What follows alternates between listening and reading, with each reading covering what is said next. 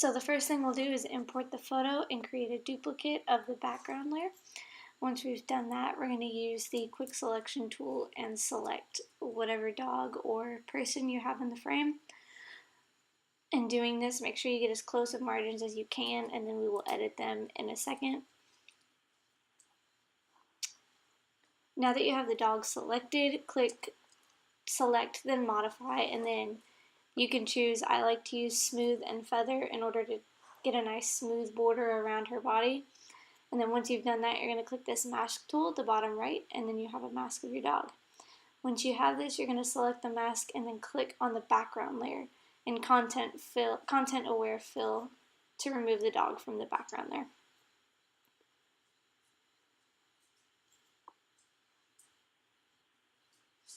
Now that the dog is gone, we can move on to the next step, which is going to be blurring the background more.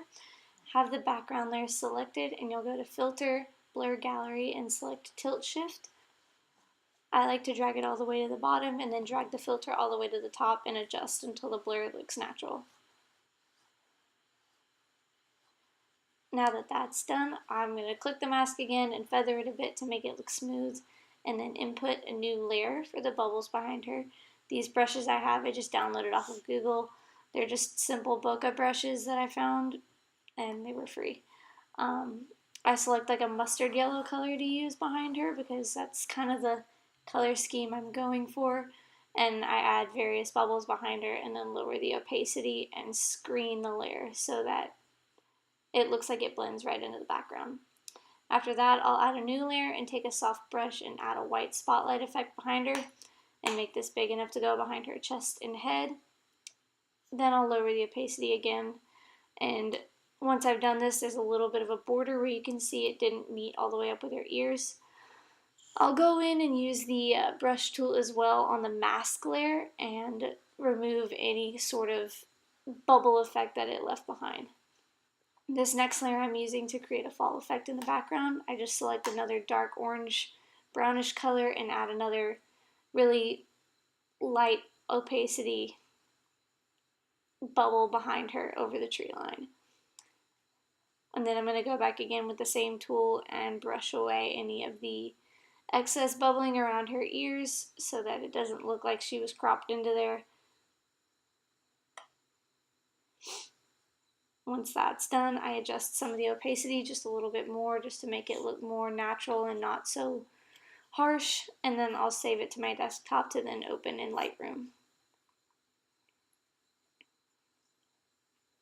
Now that we're open in Lightroom, I warm it up a bit and I start with a brush to use just on her face.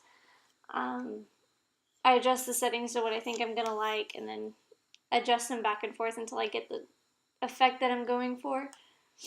It takes a lot of trial and error. I like the clarity higher and the highlights lower on Aspen, and the reverse pretty much on Oakley.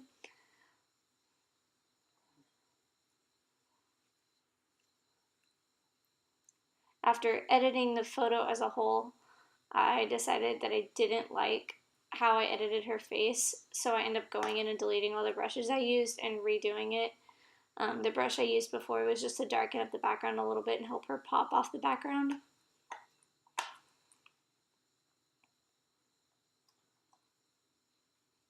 Then I lower the clarity just a bit to make the whole background seem smooth. And then I like to lower the saturation of the reds because her tongue gets really bright red in some of the photos. And then lastly, what I'm going to do is remove all of her eye boogies and slobber and whatnot with the healing tool and make her face look as clean as possible, even though it's never clean. And then I'll use one last brush just to enhance her irises a little bit, and I always bring in a little bit of a blue tone since her eyes are naturally a little blue. And with that, we're done, and I'm going to export it and give you a side-by-side of what it started at and how it finished. Thank you guys so much for watching. If you like this, let me know, and go check out my dogs on Instagram. Their Instagram handle is here at the end.